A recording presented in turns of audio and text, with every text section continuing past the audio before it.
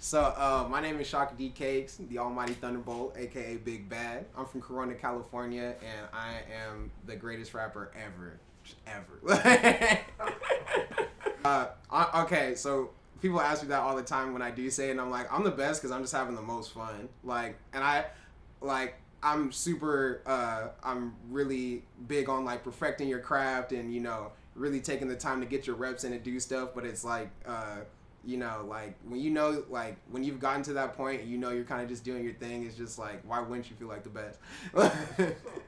So I decided to get into hip hop. My family, they're actually all musicians. My older sister's a DJ and my two older brothers are like super killer musicians. So just kind of growing up, there was always music in the house. There's always like, Parliament, funk, Funkadelic, all that jazz, Sly and the Family Stone.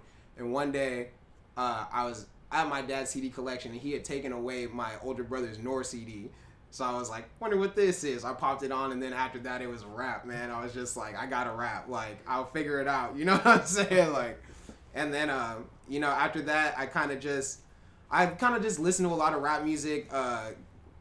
Late Registration and College Dropout were like two of my like favorite rap albums that ever came out. Kind of when I started turning like 11, 12, 13, I started getting into the Tribe, and then kind of like the defining moment that was like, oh, okay, like I'm gonna be like a rapper is my brother. Shouts out to Ace Boogie and my nephew Lil Bam Bam, that's my guy. He came up to me and was like, hey, like I know you play music, but do you want to like try to rap? And I was like, yeah. I just did it, and after that it was it. See, it's weird because it's not really like competition because everybody's in their own lane. Like my eldest brother, he's not even actively like playing right now, but could still probably ether 90% of the musicians in the world right now. So really, it's just everybody like music was just kind of our outlet. You know what I'm saying? Our parents got divorced when I was younger or whatever, so really like us playing music and us being able to gig and do all that type of stuff was like really our outlet to like make ourselves feel better. So. Like, there's not really, like, competition. Okay, me and my brother 10 years older than me, there's a little competition there, but that's just because, like, the 10-year difference, He's an 80s baby, so his golden era of hip-hop was in the 90s. I'm a 90s baby, so my golden era was 2000s type. So, but aside from that, it's just all support and love. Shout out to Zap Disco, The Glove, and DJ Plain Jane. So we were like really fortunate growing up to be blessed to have like a big enough house with a living room. We had a living room that was about this size, and we would just we had a drum set, bass guitar amps, keyboards, electric guitar amps, and sometimes we'd wake up in the morning to start playing music. You know what I'm saying? It'd be like 11 o'clock. The neighbors, we had the best neighbors because they never called the police on us. They never came over and complained, like nothing. They just let us do our thing, and so it was really it was just really fun because it's like living in a jam session basically for the most of your life, Yeah. As far as like projects that I put together, like I just had a project come out called Mr. Nice Guy on Monday.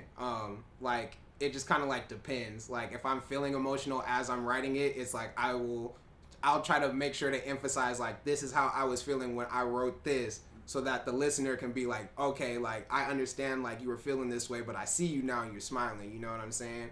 And I've just as an MC, I've always tried to put my emotions behind my bars, you know what I'm saying? And it's because like, just realistically, and I'm not hating on anybody, a lot of the rap music that comes out now is just, there's no content and there's no food. And when they made this music in the Bronx, it's like for fun, it's to be like elevated and like lift yourselves up. So if I can write something just being emotional, you know what I'm saying? If I can get over myself and be open in the music, maybe it can help somebody else out too.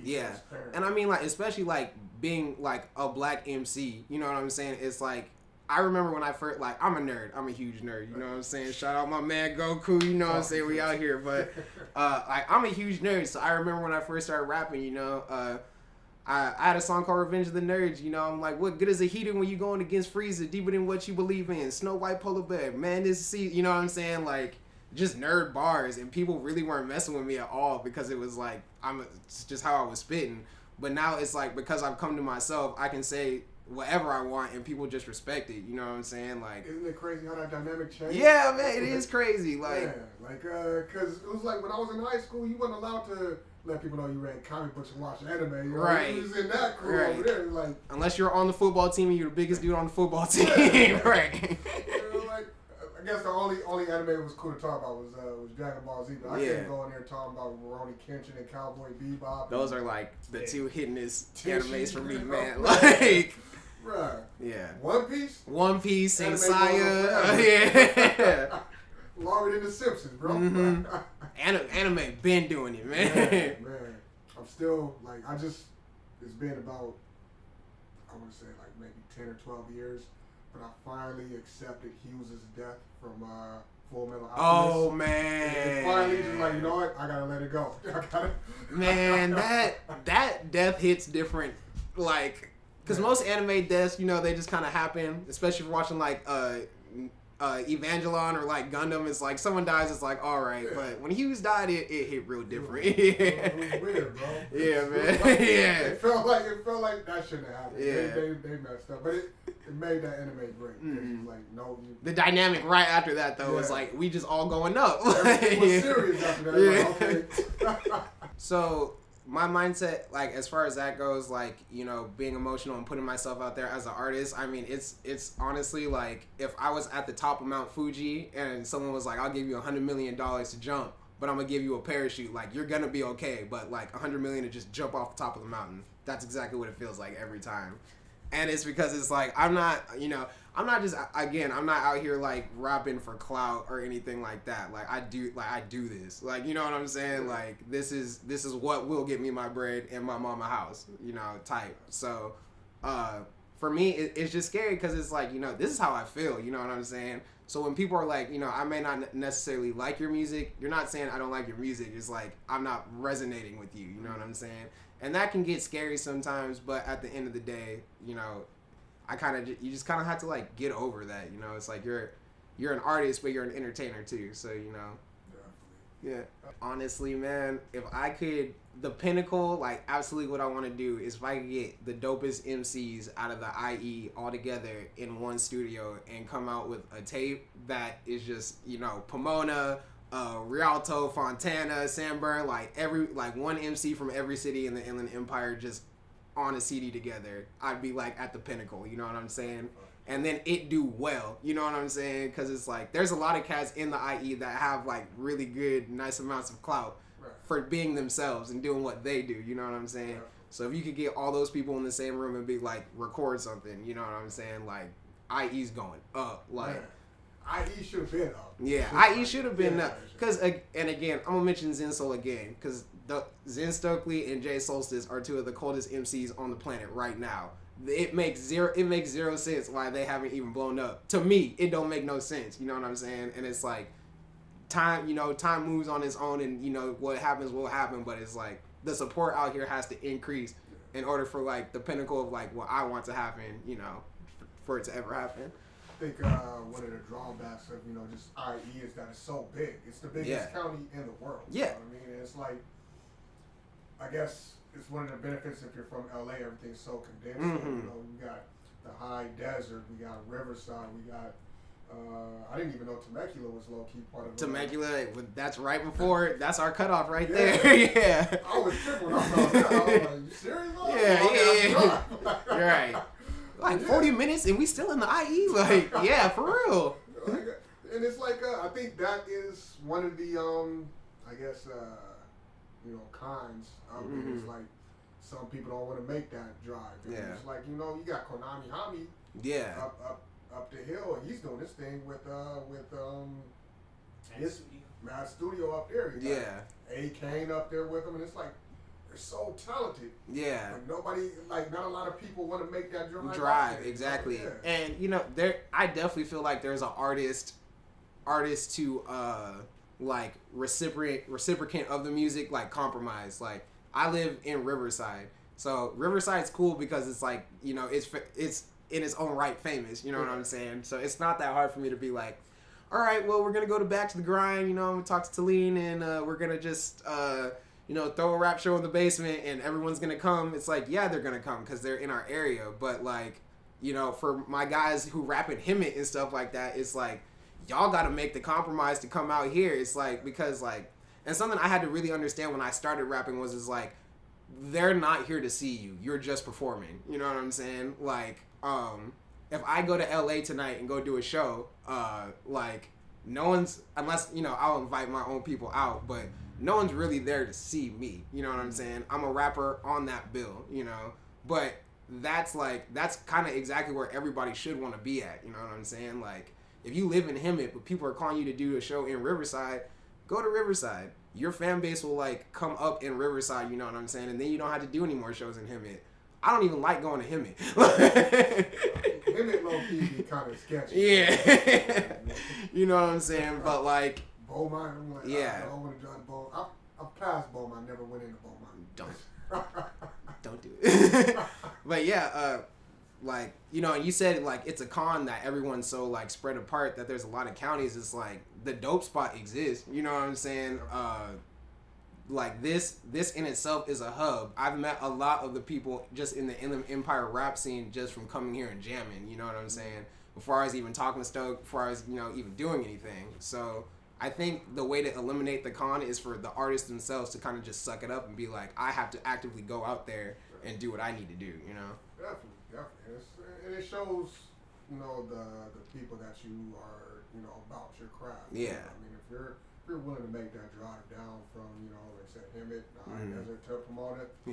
You know, it's like, hey, you know, maybe one weekend I'll drive up to Hemet. Maybe, exactly, you know? And I'll never forget one of my first LA shows. I was, like, really tripping because I was like, man, I'm really about to go to LA and nobody really knows who I am. But because I have been doing so many shows in Riverside and Corona and things like that, squad, like, a lot of the squad called me like 2 hours before, like, hey, bro, we pulling up, like, does it cost much or whatever? And I ended up having like 30 people from the IE just coming to see me, you know? Like, but that doesn't happen unless you put in that effort first, you know? Exactly. Oh, man.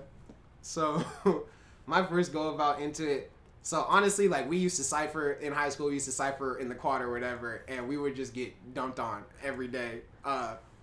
Like, Ace Boogie as my witness, Ace and Jordan Ivy as my witness, we used to get dumped on every day.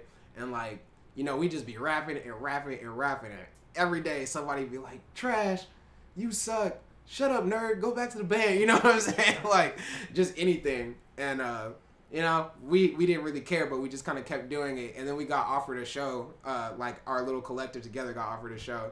So it was in downtown Riverside at Blood Orange Info Shop, and we were performing and doing everything, and it was just like really cool. But like, man, we were just all so nervous. Like, I think we all performed facing like backwards. I don't think any of us are looking in the crowd or anything. Like, we're just like, so y'all just had y'all, yeah, we just you know, you know. And then my first show I did by myself was at Maya's Cafe in Corona. R.I.P. Maya's. It got shut down. I think it's a dispensary now, actually. Yeah, you know.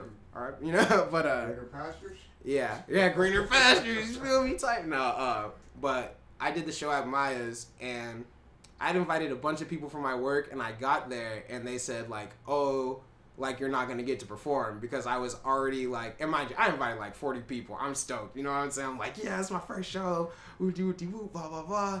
And, like, so everybody gets there, and my friends, like, I tell my friends kind of what's going on, and, like, they're all like, bro, we will fight everybody in this bar if you don't perform. So they're like, go tell the guy that you're performing, or there's going to be a fight. And so I just went up, I was like, yo, my friend said, you got to let me perform, or they're going to start fighting everybody. And he's like, yo, I ain't finna do And I hang out with, like, everybody that I hang out with is, like, 6 foot or taller, you know what I'm saying? So they came behind me, and he was like, okay, man, we'll get you right after this guy. So I went, performed, shut that shit all the way down, and we all left, and that was like it. So. Yeah, did he ever call you back to do another show or no? No, I think. I mean, like, and it wasn't any beef or anything, but it was just like, you know, it's like, bro, like I came out here and invited all these people, and it's like you weren't finna let me perform, like, nah, like, yeah, but. So you just trying to bait and switch. Yeah, bait and switch. I was like, I'm like, these people really just paid, so we just gonna do our thing. But those were my first 2 shows. Like, both of them were like, the first one's more funny because we were just nervous, and the second one was just like, you know, like, wow, I have great friends. So if there is no money involved in the music, would how I go about making my music and releasing my music change? Yeah. Okay, that's a great question. Absolutely, 1,100% not. And it's because like currently it's like I do make a little bit of money off of rapping or whatever, but it's like I'm not Jay-Z, you know. Yeah. But it's never really been like music again for me and my family has always just kind of been like a release. So for me, when I make music, like I would never change the sound of what I'm trying to do or how I try to go about it just for money. Like, and I don't think anybody should ever be trying to make music to make money, because A, it's a bad idea and it's not very cost effective at all, and B, it's just like music is for people to like heal and things like that. So it just really wouldn't affect how I go about making music, because the way I make music already is for like myself and the people who need it. You know what I'm saying? If I get paid for it, it's tight. You know what I'm saying? Like I can go get a smoothie or a blunt, something. You know what I'm saying? But smoothies and blunts. You know? But you know, if not, you know, it is what it is. I would never like, if you don't love music enough to make it just to make it, then you probably shouldn't make music. I give them 2 sets of advice. First one would be take it serious, because there's a lot, like when I first started, I was not taking it seriously, and it was kind of like my mentality is like, you know, like right, like you can't really, like you can make money off of rap, but it's like you have to basically like talk about a whole bunch of bullshit, you know what I'm saying? And it's like that it turned out that wasn't the case, and I was just making excuses for my own lack of skill, you know what I'm saying? Because again, if you work towards your goal, you know what I'm saying, as an MC, like there's a reason Busta Rhymes and Twista can rap, you know, as fast as they do. It's because they took the time, you know, to figure out how to do it. But I would just tell them take it seriously, because like I'm 25 now, probably been rapping like for real like for the last like 6 years or so, like for like seriously rapping. And it's like if I would have just carried that mentality when I started, like life would be, well, I can't really, you know, speak on if life would be better or not, but you know, you can do more when you're younger as opposed to like being 25. You know, it's like it's almost time to retire, unless you Danny Brown, you know what I'm saying? It's almost time to retire. But and then the second advice that I would give them is be like 1,020% be yourself. You know what I'm saying? Like there's like little rap niches, you know, it's like, oh nigga, I fucked your bitch, da da da da da. It's like I didn't do that, bro. Like I really didn't. Like I was at home, I had some top ramen, I was watching Saint Sai Omega, you know, like yeah, I was playing Yu-Gi-Oh, you know what I'm saying? It's like you don't have to do all, you don't have to flex, you know what I'm saying, all the time. Like just give them you. Like people like that, you know what I'm saying? People will like you, and you'll probably end up liking yourself more, because you know you'll see the people like you too.